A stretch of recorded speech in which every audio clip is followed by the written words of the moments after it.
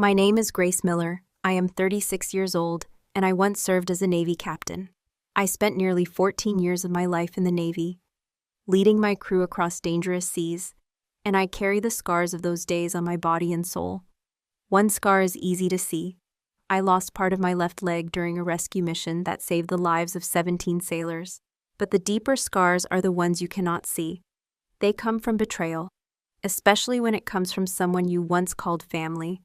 I never thought my own sister would look at me the way enemies used to, with contempt so sharp it could cut through the air.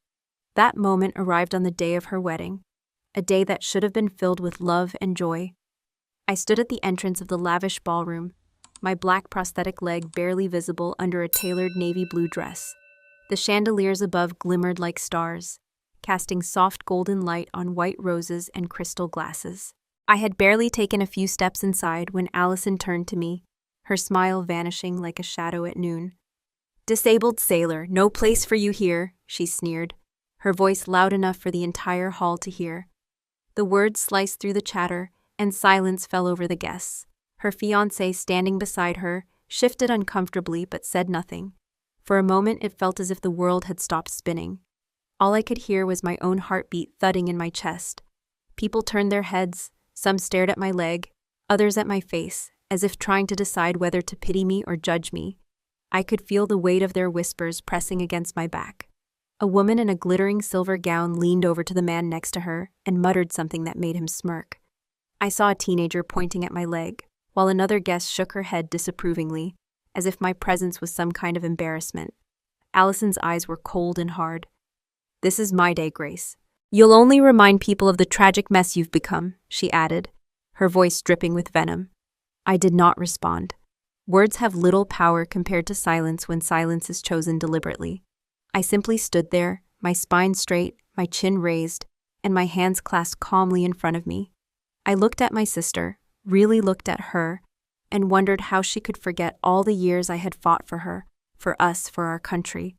She once admired me when I wore the uniform, but now, with my uniform gone and my body altered, I was nothing but a disabled sailor in her eyes. My silence seemed to provoke her further. "Do you think you can just show up here and pretend everything is normal? This wedding is not your stage, Grace," she continued, her lips curling into a mocking smile. A few guests laughed nervously, unsure if they should side with the bride or remain quiet.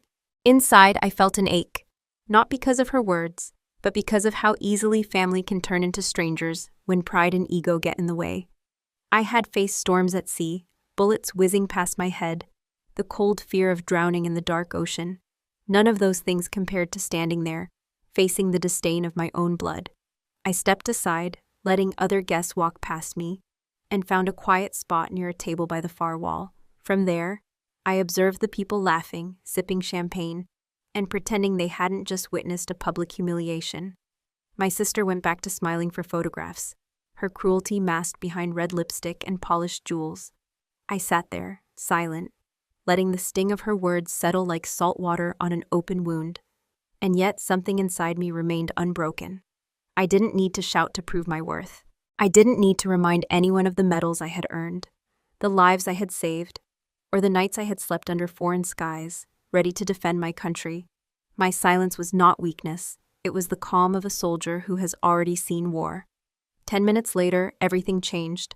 The low rumble of engines broke through the laughter and chatter of the wedding hall. Guests turned toward the tall windows, their expressions puzzled. Outside, 5 black SUVs rolled up in perfect formation, their engines humming like a warning. The vehicles stopped at the entrance with a synchronized precision that made people fall silent. The air shifted. You could feel tension ripple across the room like a sudden gust of wind before a storm. I stayed in my corner, watching through the glass as the first SUV door opened. A man stepped out, tall and commanding, his dark suit crisp and perfectly tailored. I recognized him immediately, Admiral Arthur Collins, one of the most respected figures in the Navy and the father of my sister's groom. I had met him only once years ago, but I never imagined he would remember me. Yet there he was, standing tall, with the sharpness of someone who had spent a lifetime in uniform. The doors of the other SUVs opened, and several officers emerged, their presence quiet but powerful. The murmurs among the guests grew louder. "Who are they here for?" someone whispered. Another voice answered, "I think they're here for her." And I felt a dozen pairs of eyes suddenly turn toward me. Admiral Collins walked into the ballroom without hesitation. His gaze swept across the room until it landed on me. He did not look at Allison, nor at the groom, nor at the guests who were whispering like frightened birds. He came straight to me, his polished shoes striking the floor with a steady rhythm. "Captain, your escort has arrived," he said sharply, his voice cutting through the air like a salute. A collective gasp spread through the hall. I saw Allison's face drain of color. Her fiancé looked as if someone had just pulled the ground from under his feet. The guests stared, their jaws slack, struggling to reconcile the image of me, the disabled sailor, with the title that had just left the Admiral's lips. Captain. I stood, my heart calm, but my mind racing. Admiral Collins stopped in front of me and gave a subtle nod, a sign of respect that spoke louder than any words could. I turned slightly, catching the bewildered faces of everyone in the room, and let my voice carry just enough weight for them to hear. "You don't know who I am," I said, my tone steady, "and that's why this story matters. This is where it all began." In that moment, the room fell silent again, not from contempt this time, but from a collective realization that something far deeper was about to unfold. And I knew I had just taken the first step in reclaiming my dignity, not with anger, but with truth.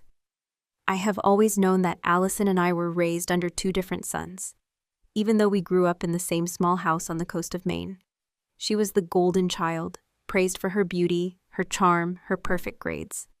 I was the shadow that followed her around, the quiet girl with scraped knees and a restless mind, always trying to prove that I was more than just the other daughter. Our mother died when I was only 8, and the house lost the gentle warmth of her voice. My father, a stern man who believed in discipline more than affection, poured all his hopes into Allison. Allison was like a prized painting in our father's gallery. He called her "my jewel" when she twirled in her ballet dresses or when she brought home a trophy from school. I was the one who fixed things: bicycles, radios, the engine of the old boat that sat behind our house. My hands were always dirty, and my clothes always smelled of sea salt. My father would look at me and shake his head, saying, "Grace, you should be more like your sister." I wanted to scream that I wasn't built to shine like her. I was built to endure. As children, Allison and I were close enough to share secrets under the covers at night. She would ask me about the stars, and I would tell her they were sailors watching over us. But as we grew older, that bond cracked. Allison began to see me as a rival. Whenever I excelled in sports or aced a science project, she would find a way to dismiss it. I remember one day, when I was 16, I fixed our neighbor's boat engine all by myself. My father said nothing. Allison, wearing a crown from the local beauty pageant, stood in the doorway and whispered, "You'll never be like me, Grace. You're just different." Different, that word haunted me, but it also set me free. I decided to carve my own path, away from the polished life Allison craved. At 18, I enlisted in the Navy. My father called it a foolish decision, a man's world that would break me. Allison rolled her eyes and told me I was chasing attention. But deep down, I knew I needed to prove something, not to them, but to myself. The Navy became my family. For the first time, I was judged not by my looks or by my father's expectations, but by my grit, my skills, my courage. I learned to navigate storms both on water and in life. I rose through the ranks, earned respect, and wore my uniform like armor against the doubts that once crushed me. Allison never visited me during training, never sent a letter when I was deployed. The only time she mentioned me to anyone was when she could brag about having a sister in the military, using my achievements as her trophy, while never respecting the battles I fought. When I lost part of my left leg during a high-risk rescue mission, my father didn't call. Allison didn't even send a text. I was alone in the hospital, staring at the ceiling, wondering if my sacrifices meant anything to them. Over time, I learned not to expect recognition or gratitude. My service was never for them. It was for the sailors who trusted me with their lives. But the silence from my family left a scar I couldn't ignore. Every time I heard Allison's voice in my memory, I could still feel the sting of being told I wasn't enough. Maybe that's why, when I received her wedding invitation, my heart didn't leap with joy. It just sank like an anchor thrown overboard. The wedding invitation arrived 2 weeks late, as if it had been an afterthought. The envelope was pristine and expensive, but inside was a note scribbled in Allison's handwriting. It read, "If you feel like coming, you can. Don't make it a big deal. No warmth, no excitement. Just a cold reminder that, in her mind, I was an optional guest at her perfect event." I held the card in my hands for a long time, wondering if I should go. Every instinct told me to stay home, but a part of me, the part that refused to be erased, knew I had to be there, not for her approval, but for my own dignity. I prepared for that day with a sense of calm determination. My prosthetic leg, sleek and black, stood leaning against the wall as I sat on the edge of my bed, polishing it like I used to polish my boots before inspections. The morning light streamed through my window, falling on my medals displayed on a wooden shelf. I didn't need them to remind me of who I was, but they were silent witnesses to everything I had endured. The dress I chose was simple, a dark navy color that matched my name and my history. I ran my fingers over the fabric, feeling its smoothness, as if it were a shield against the stares I would surely face. I styled my hair into a neat bun, just as I had during my service, and looked at myself in the mirror. My reflection was both familiar and strange. I was no longer the young sailor who believed in unshakable bonds of family. I was a woman who had learned the cost of silence, sacrifice, and resilience. As I adjusted my prosthetic, a flood of memories hit me, most of all, the day I saved the crew of the USS Hawthorne. That mission was etched into my bones. A storm had rolled in unexpectedly, waves crashing like mountains, and a fire had broken out on the deck. I remember dragging a young officer, barely 20, to safety while smoke filled my lungs. He was Admiral Collins's son. I never told Allison about that mission, not because I wanted to hide it, but because I knew she wouldn't care. I stepped outside my small apartment and inhaled the crisp morning air. The world seemed so peaceful, a stark contrast to the storm brewing inside me. As the taxi carried me toward the Grand Hotel, where the wedding was being held, I passed the harbor and glimpsed the ships anchored quietly, their flags fluttering in the wind. The sight of them reminded me who I was and why I had survived. When I arrived, the scene was as I expected, extravagant and dazzling. The entrance was lined with white lilies and expensive champagne on silver trays. Guests in designer outfits moved around like they were attending a royal event. I stepped out of the taxi, adjusting my balance, and felt the shift of eyes turning toward me. Some smiled politely, others looked at me with curiosity or even discomfort. I walked with measured steps, each click of my shoe on the pavement echoing the resolve in my heart. In that moment, I realized this wedding wasn't just a family event. It was a stage for Allison to show off her perfect life, a life that had no room for someone like me. But I wasn't there to fit in or to play her game. I was there to remind myself that I still belonged, wherever I chose to stand. What I didn't know was that this day, this simple act of showing up, would bring the past crashing into the present. It would bring Admiral Collins and his 5 black SUVs, and with them, a truth that no one, least of all Allison, was prepared to face. The wedding reception was a display of perfection that Allison had carefully crafted. Crystal chandeliers hung above the ballroom, casting a golden light on tables adorned with white roses and polished silverware. A live string quartet played soft melodies in the corner, and waiters glided between guests with trays of champagne. I had just taken a seat at a table near the back when Allison's voice cut through the music like a whip. "Well, if it isn't my little disabled sailor," she said loudly, flashing a smile that didn't reach her eyes. Her tone was dripping with mock sweetness, but her words struck like a knife. A hush fell over the nearby tables. Conversation stopped mid-sentence as heads turned toward us.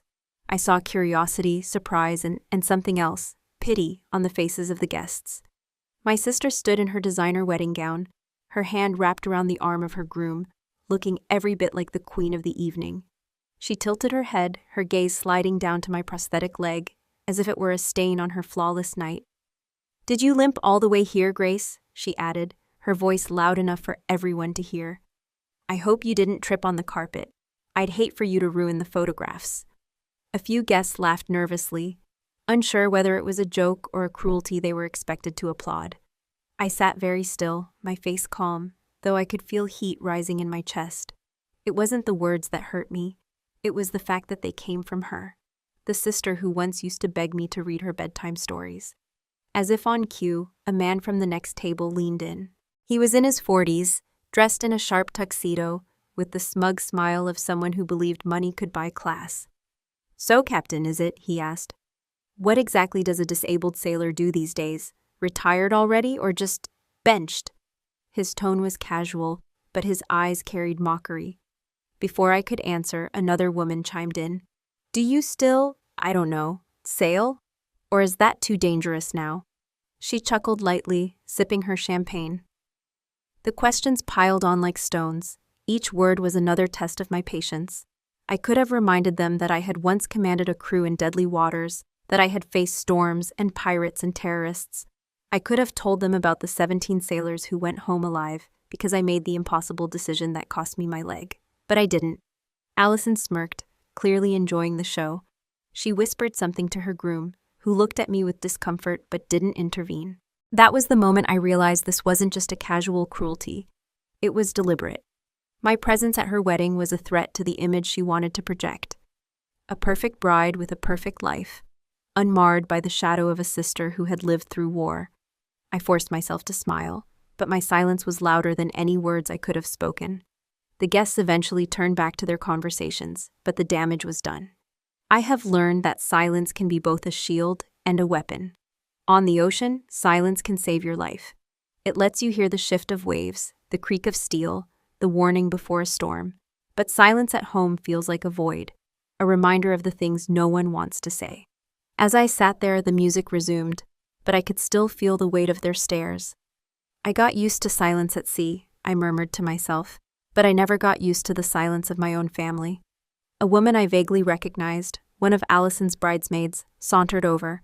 She was wearing a pale pink dress, her blonde hair styled to perfection, her heels clicking softly on the marble floor.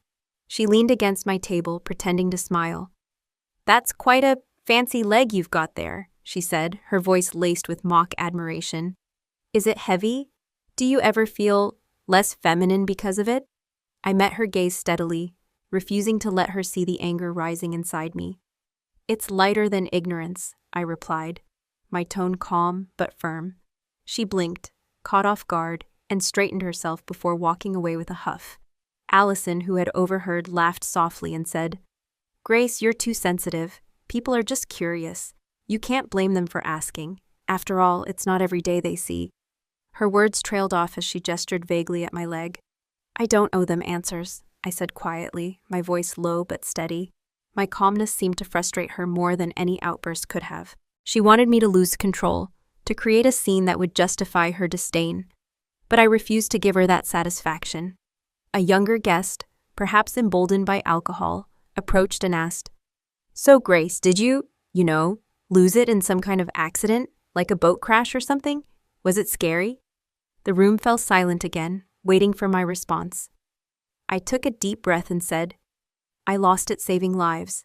Does that answer your question?" The bluntness of my words left him speechless, and he quickly retreated. I picked up my glass of water, my fingers steady despite the storm raging inside me. I wasn't angry at the questions themselves.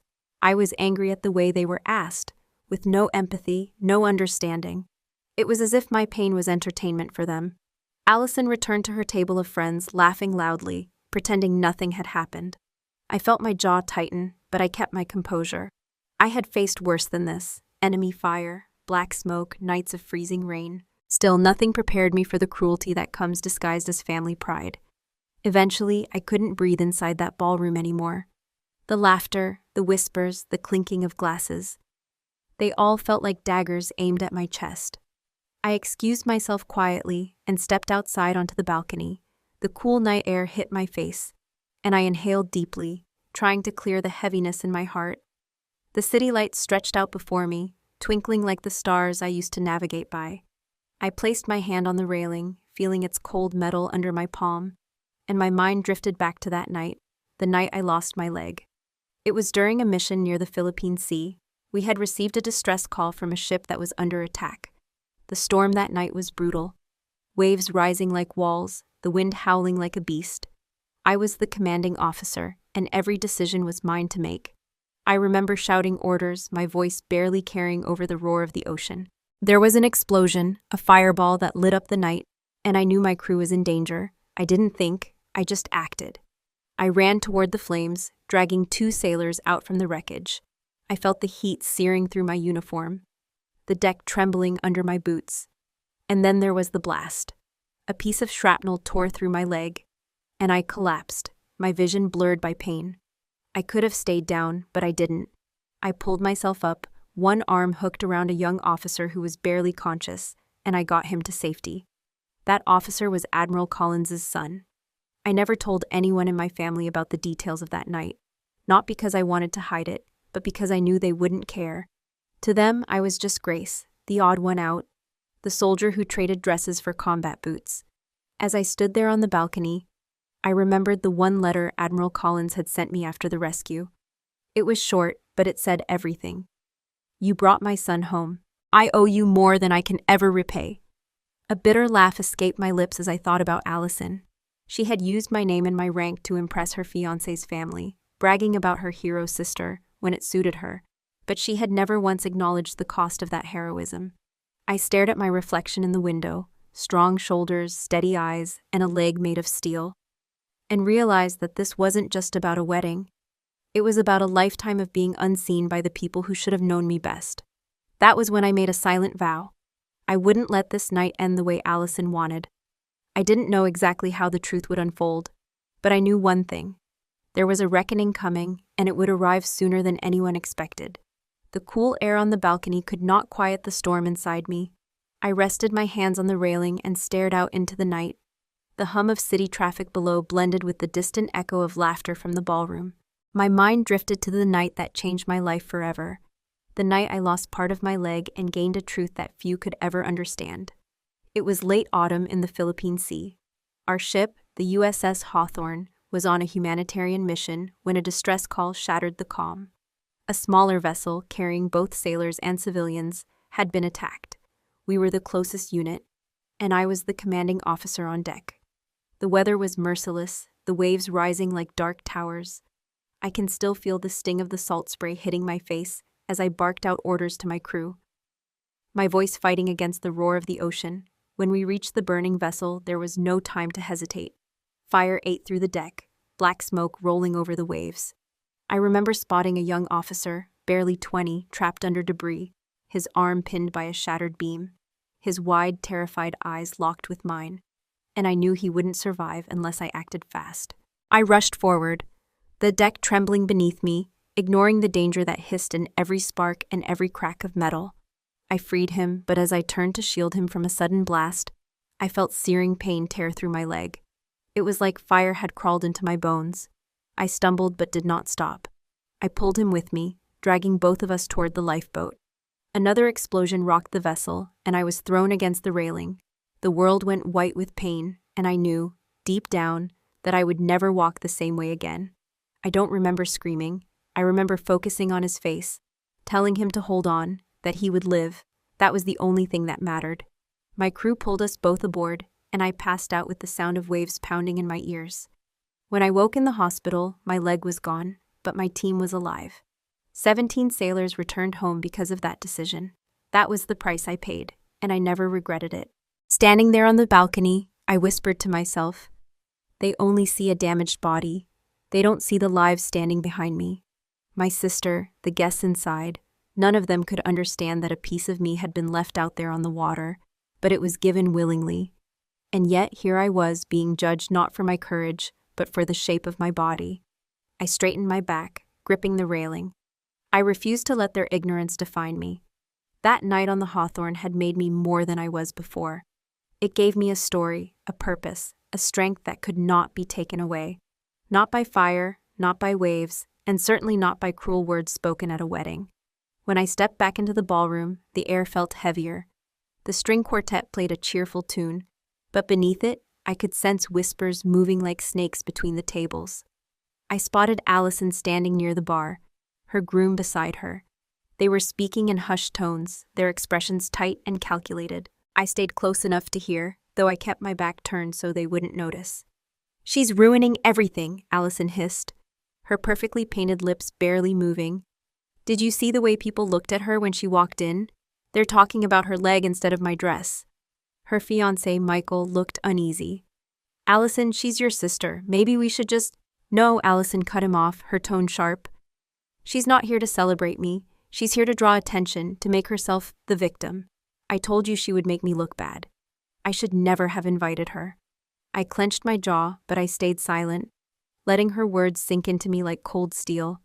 It wasn't enough for her to humiliate me publicly. Now she wanted me erased completely. Michael glanced around nervously, lowering his voice. What do you want me to do? We can't exactly throw her out. That would look worse. Then find a way to push her aside, Allison said, her voice laced with venom. Tell the photographer not to include her in the pictures. Make sure she's seated far from the main table. I don't care how you do it. Just make sure people stop noticing her. I turned slightly, watching their reflections in the mirror behind the bar. Allison looked beautiful, yes, but beauty without kindness is just glass, cold, fragile, and empty. I couldn't help but wonder if she had always been like this, or if the years of being treated as the perfect one had twisted her into someone unrecognizable. Their conversation stung, but it also clarified something inside me. I wasn't there to fight for a place in her spotlight. I had my own light, forged in storms she would never understand. Still, a small part of me ached. She was my sister. We had once shared birthdays, whispered secrets, and cried over the same losses. Now she saw me as a blemish on her perfect narrative. I sipped a glass of water, steadying myself. I didn't need her approval, but I couldn't deny the anger simmering beneath my calm exterior. As I moved toward the hallway, I overheard Allison's voice again, sharper this time. She was speaking to one of her bridesmaids, a woman I didn't recognize. Do you know what's really pathetic? Allison said, her laugh soft but cruel. Grace came here like she's some kind of war hero. She acts like losing a leg makes her special. Please, the only reason she even got that prosthetic is because of charity funds. Without people pitying her, she wouldn't even afford half of what she has. The words stopped me cold. Charity funds? My mind raced. I had never taken charity. Every medical expense, every prosthetic, every rehab session was covered by my military benefits and the veteran support programs I contributed to myself. Then it clicked. There was only one person who had ever mentioned my name to certain veteran organizations, Allison. I stepped into the hallway, out of sight, my breath steady, but my heart pounding. I pulled out my phone and quickly checked my email. I had access to the financial records of the veterans charity I helped sponsor, the same one that provided aid to injured soldiers. And there it was, a large transfer made in my name, listed as a wedding donation to Allison Bennett. My stomach tightened. She had taken funds meant to help soldiers rebuild their lives and used them to finance her lavish wedding. For a moment, I couldn't move. I felt as if the ground beneath me had cracked wide open. It wasn't just betrayal anymore. It was theft, wrapped in the guise of family pride. I could hear Allison still talking to her friend, her voice dripping with superiority. She should be grateful I even let her come. I mean, really, what does she bring here except awkward stares? My future in-laws were impressed when I mentioned her rank, but I didn't tell them what she really is, a reminder of failure. My fingers tightened around my phone. I wanted to storm in there, to confront her in front of everyone. But then I remembered something Admiral Collins had once told me in a letter. True strength is shown not when you shout, but when you choose the right moment to speak. I took a deep breath and stepped back from the doorframe. There would be a time to reveal the truth, and when it came, it would be undeniable. I wouldn't just defend myself. I would make sure she faced what she had done. In that moment, I realized this wedding wasn't just about Allison's cruelty. It was about uncovering the kind of person she had become, someone who would exploit the sacrifices of others for her own gain. And I was not going to let her get away with it. I straightened my shoulders and walked back toward the ballroom, my steps steady and deliberate. I had faced storms that threatened to tear ships apart. I had faced enemies with weapons in their hands and hate in their eyes. Allison's words were nothing compared to that. The difference was that this battle would not be fought with force or anger. It would be fought with truth, and I was ready for it. The wedding reception had begun to feel like a cage. I was standing near the back, pretending to look at the floral arrangements when I heard it.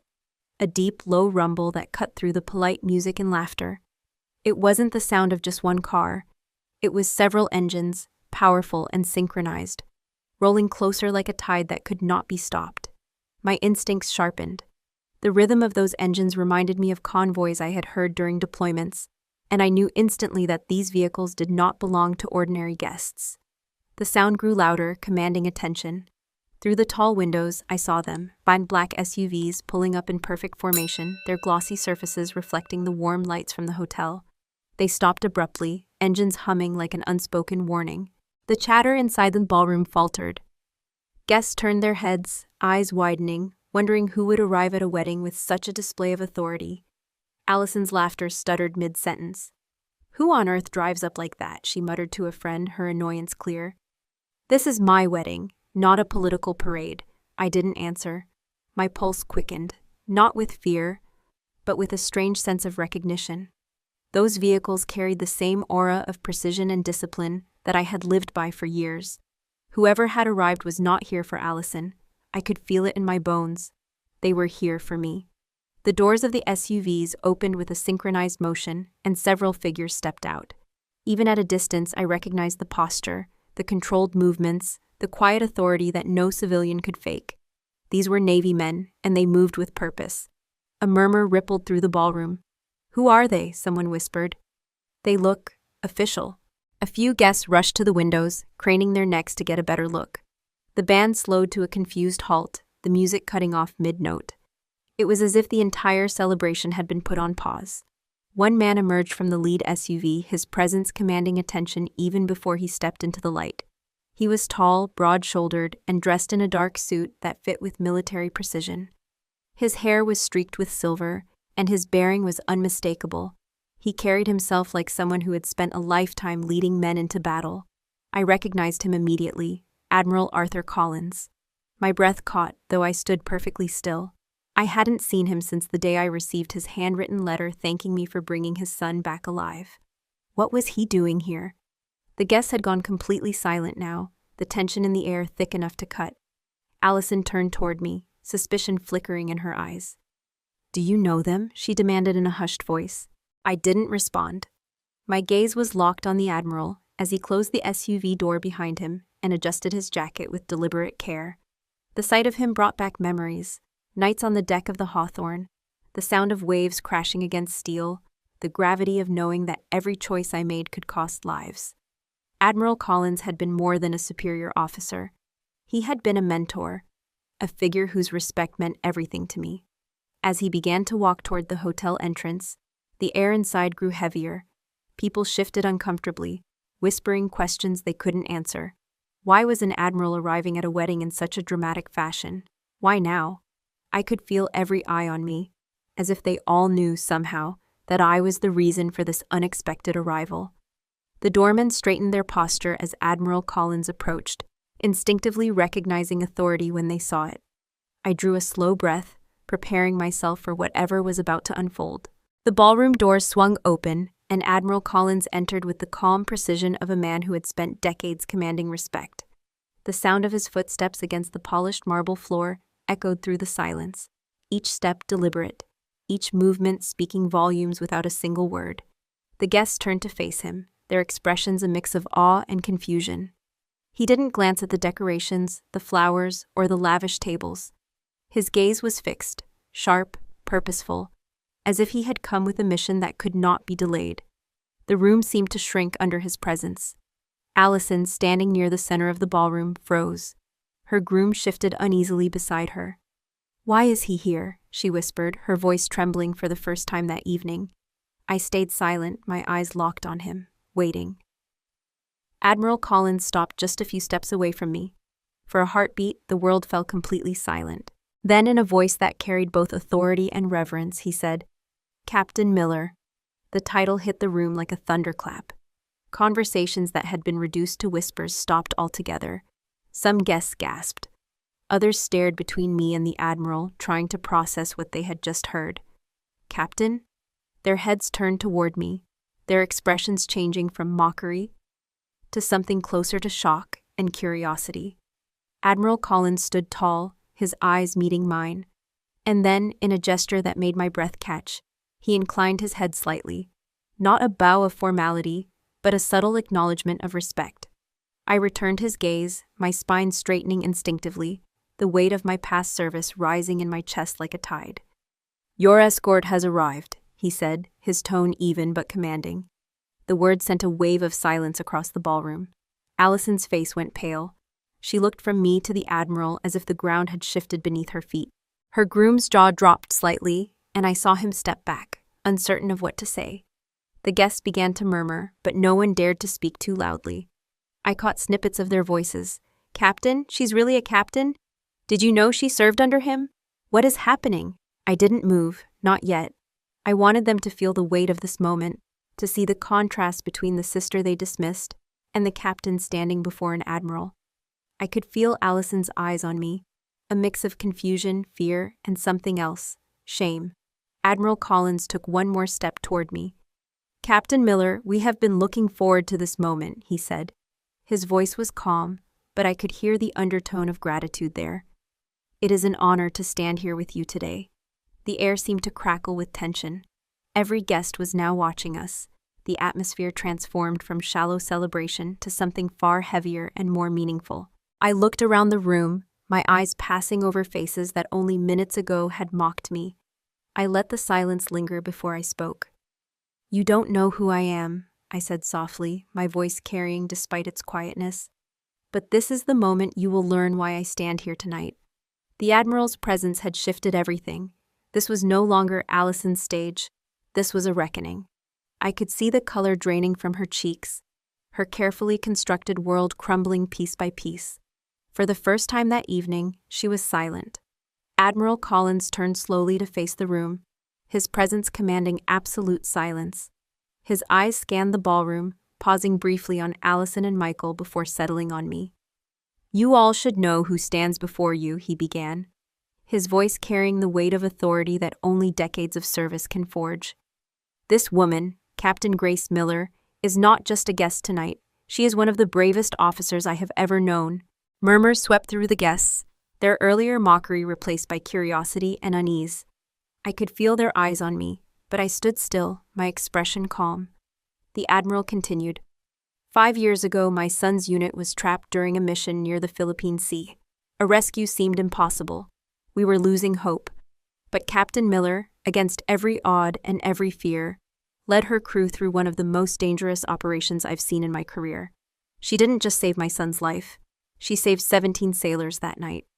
I could see Michael's eyes widen as he looked at me, then back at Allison, who looked frozen, her smile erased. Admiral Collins took a step forward, his tone growing solemn. She paid for that mission with part of her own body. A piece of shrapnel tore through her leg during an explosion, and yet she kept moving. While others might have stayed down, she dragged a fellow officer to safety, with blood running down her uniform. She didn't stop until every single sailor was safe.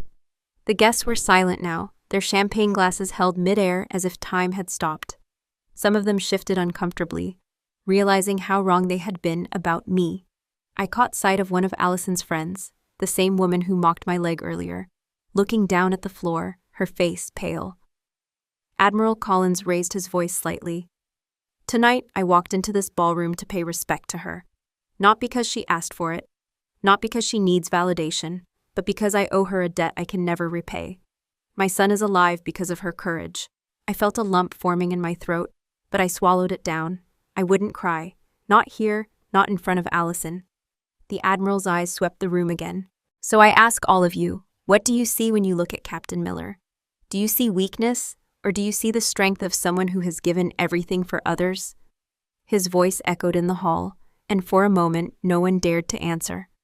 I looked over at Allison. Her face was stiff, her hands gripping the stem of her champagne glass so tightly I thought it might snap. I could tell she wanted to interrupt, to reclaim the attention she thought belonged to her, but she didn't have the words. The room wasn't hers anymore. The silence that followed Admiral Collins's speech was heavy, but it didn't last long. A murmur rose from the crowd as people began to whisper to one another. It was as if his words had not only exposed the truth about me, but had also opened the door to something darker. And then, like a crack of thunder, one of the Admiral's officers stepped forward.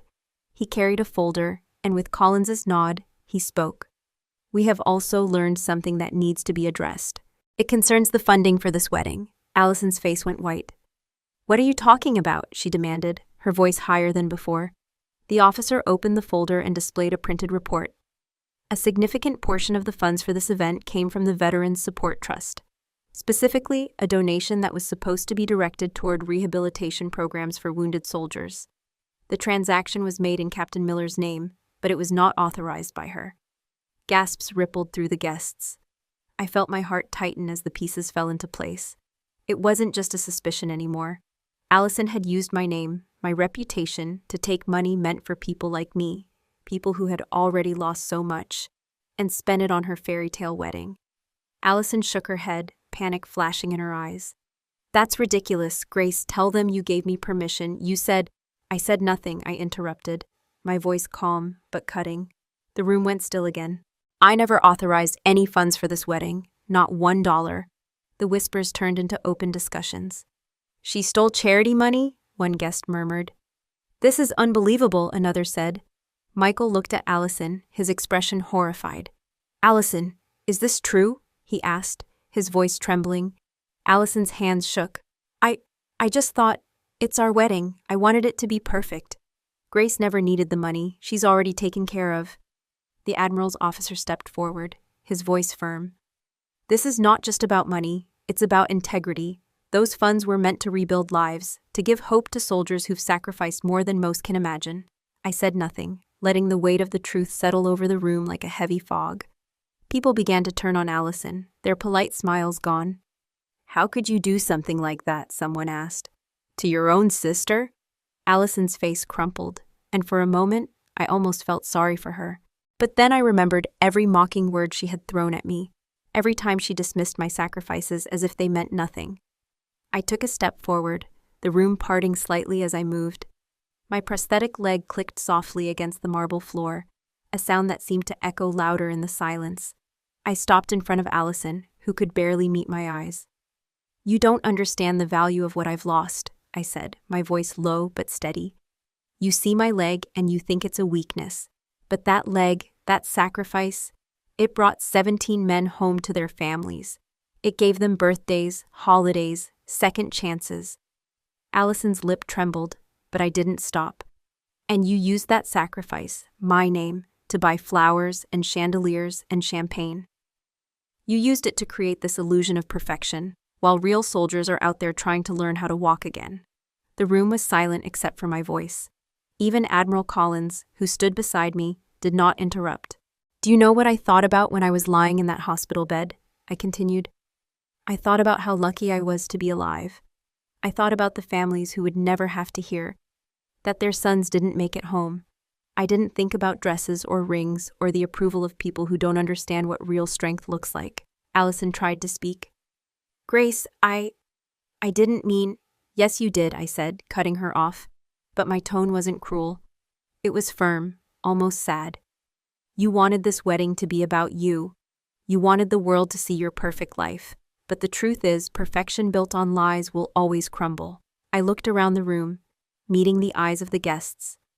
I'm not here to ruin anyone's night. I'm here because I refuse to be invisible any longer.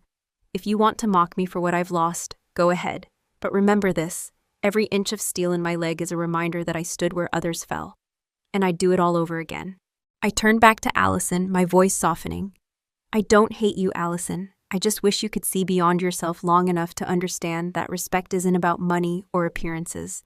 It's about gratitude and honor. Two things you've forgotten. Her eyes filled with tears. For the first time that night, she looked small, fragile, and ashamed. The room erupted after my words.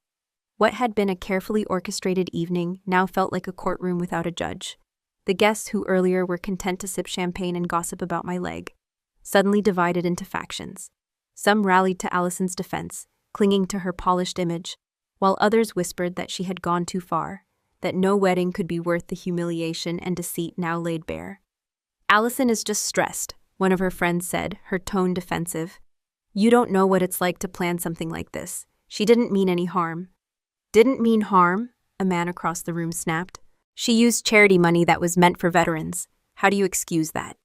I stood silently, watching the debate swirl like a storm. I wasn't here to see people fight. I just wanted the truth to speak for itself. But the crowd seemed to need a villain, and Allison, in her shimmering white gown, was suddenly on trial. She's still the bride, another guest said hesitantly, as if defending Allison might restore some order to the chaos. We shouldn't let this ruin the celebration. Ruin the celebration? Admiral Collins' voice cut through the room like a blade. This celebration was built on the backs of those who sacrificed more than you can imagine. If you think a party is more important than honor, you need to reevaluate your priorities. I glanced at the Admiral, appreciating his words but still unwilling to add fuel to the fire. I wanted Allison to see the truth for herself, not because others attacked her, but because she understood the weight of what she'd done. Meanwhile, Michael, her groom, stood pale and speechless, his eyes darting between me and Allison. I could see the cracks forming in his trust. "Did you really take money from Grace's veteran fund?" he asked, his voice trembling. "Tell me this isn't true." Allison didn't answer. She stared at the floor, her fingers clutching her bouquet so tightly the stems bent under the pressure. I took a slow breath, keeping my voice steady. This isn't about me versus Allison. This is about respect. For the sacrifices made, for the people who can't stand here tonight because they gave everything. If we can't recognize that, then we've already lost something far more important than money. The room quieted slightly. Some guests shifted uncomfortably, as if they suddenly realized how shallow their earlier judgments had been. Others looked at Allison with a mix of disappointment and disbelief. I stood in the center of it all, feeling neither victorious nor bitter. This wasn't a battle I wanted to win. It was a truth that needed to be seen. "All of you are twisting this." Allison's voice cracked, sharp and desperate. Her face was flushed, her mascara smudged from tears she didn't bother to wipe. "I didn't steal anything. I wanted this day to be perfect. Is that such a crime? I wanted my family to look proud of me for once." Michael stepped forward, his jaw tight. "Perfect? At what cost, Allison? You humiliated your sister, and now we find out you've been using her name for money meant to help wounded soldiers. How do you even justify that?" Allison's gaze swung to me, her eyes red and watery. "You've always had the spotlight, Grace. Even with your leg gone, you're still the hero. Dad bragged about you, Mom cried over your medals. Do you know what it's like to be the one who's never enough? I just wanted to feel like I mattered too." Her words hit me harder than I expected. For a moment, I didn't see the bride in a white gown or the woman who mocked me. I saw the little girl I grew up with, the one who used to hide under the blankets and whisper her fears in the dark. "Allison," I said softly, but she cut me off. "I was wrong, okay?" she shouted, her voice breaking. "I was wrong to mock you, wrong to take that money. I thought if I had the perfect wedding, if everyone saw me as the bride of the year, then maybe I wouldn't feel so small compared to you. But I see now, it doesn't work. None of this matters if I can't even face myself." She dropped the bouquet, the flowers scattering across the floor. She sank onto a chair, sobbing openly now. The room was quiet except for her cries, and I felt a heaviness settle in my chest. I looked around at the guests, their faces etched with discomfort and sympathy. I could almost hear their thoughts, some blaming her, some pitying her. But I knew this moment wasn't about judgment, it was about realization. "Allison," I said again, stepping closer, "this isn't about who shines brighter, it never was. I went into the Navy because I needed to find my own path, not because I wanted to compete with you. My battles were never meant to overshadow you." She lifted her face, her eyes swollen, and I saw something in them that had been missing all night, understanding. I knelt slightly to meet her at eye level, my prosthetic leg clicking softly against the floor. "I didn't fight those battles to win against anyone, Allison," I said, my voice steady but warm. "I fought so that we could all have the freedom to live, to make mistakes, to learn. I fought for every family to have a chance at love, safety, and hope, even when they didn't see it." Tears welled in her eyes again, but this time, they weren't tears of frustration. They were tears of realization. "Grace, I'm sorry," she whispered, her voice trembling. "I should have never treated you the way I did. I didn't see what you went through. I didn't understand." I reached out and took her hand. It was cold, trembling like a leaf in the wind. "You don't have to understand everything," I said softly. "But you do have to respect it. I gave a piece of myself so that others could live. That's not something to pity. It's something to honor." A murmur of agreement rippled through the guests. Even those who had defended Allison earlier were now quiet, their eyes lowered. Michael stepped closer, his hand resting gently on Allison's shoulder. "She's right," he said gently. "This isn't about perfection, it's about love and respect and family." Allison looked between the two of us, her shoulders shaking. I wanted people to notice me," she admitted. "But now I see that I was looking for it in all the wrong ways." "Grace, can you forgive me?" I squeezed her hand. "I already have," I said, my voice calm. "I didn't come here to fight. I came here to show up, to remind myself that I belong. Not because I'm better than anyone, but because I have nothing to hide." I stood slowly, addressing the room. "I have fought battles you will never see. I've carried men who were too weak to walk. I've stood in storms that could swallow a ship whole. But the hardest battle is the one where you have to forgive, even when every part of you wants to hold on to anger." I paused, my voice firm but gentle. "I didn't fight to win against anyone here. I fought so that we can all learn to respect each other, even when we don't understand each other's paths." The room fell silent. Allison wiped her tears, her face flushed but calmer now. "Thank you," she whispered, barely audible. I gave her a small nod, my heart lighter. The tension in the room slowly melted, replaced by something fragile but real. A quiet understanding that this night, while broken, still had a chance to heal. Admiral Collins stepped toward me, his presence as steady as the tide. "Captain Miller," he said with quiet authority, "your escort is waiting. If you will allow it, I'd like to take you home as the hero you are." His voice carried the kind of respect I had rarely heard from anyone outside my crew. The ballroom fell silent again, the weight of his words pressing down on every guest. I glanced at Allison. For the first time all night, her eyes softened. The stubborn pride replaced by something fragile, regret. She looked smaller now, her once perfect posture hunched as if she had been carrying a weight she could no longer deny. Slowly she walked toward me. "Grace," she whispered, her voice trembling. I'm sorry for everything, for all the times I made you feel less, when the truth is, you're the strongest person I've ever known." Her words cracked as she reached out, her hand shaking. "Can you forgive me?" I held her gaze, searching for sincerity. I saw it there, raw, unpolished, but real. I reached forward and embraced her. The hug was not long or dramatic, but it was enough. "Allison," I said softly, "we can't change the past, but we can choose what we take with us from here." She pulled back, tears streaking her face. "I don't deserve your forgiveness," she whispered. "Maybe not," I said, my voice steady, "but forgiveness isn't about who deserves it. It's about freeing yourself from the anger that holds you down." Michael stepped closer, placing a hand on my shoulder. "Thank you," he said quietly. "I didn't know everything, but I see you now, for who you are. I'll make sure Allison does too." Admiral Collins extended his hand toward me, a faint smile on his face. "Shall we?" The guests stepped aside as we walked toward the doors. The 5 SUVs waited outside, their engines purring softly. I felt the cool evening air brush against my skin as we stepped out. The hotel lights reflected off the polished vehicles, casting long shadows on the pavement. Before I reached the first SUV, Allison called out behind me. "Grace," she said, her voice louder now, filled with both sadness and admiration. "You don't just belong here. You belong anywhere you choose to stand." I turned to her, giving a small nod. It was all I needed to say. As I placed my hand on the door of the lead SUV, I caught sight of my reflection in the glossy black paint. The woman looking back at me was not broken or incomplete. She was whole, forged in fire and storms, with scars that told a story no one could take away. In my mind, I spoke the truth I had carried for years. I don't need anyone to bow before me. All I've ever wanted is justice and respect, 2 things no one can give you unless you claim them yourself. Admiral Collins opened the door and waited as I stepped inside. The leather seat felt cool against my skin, and for a moment, I closed my eyes, letting the weight of the night settle. I wasn't leaving in anger or triumph.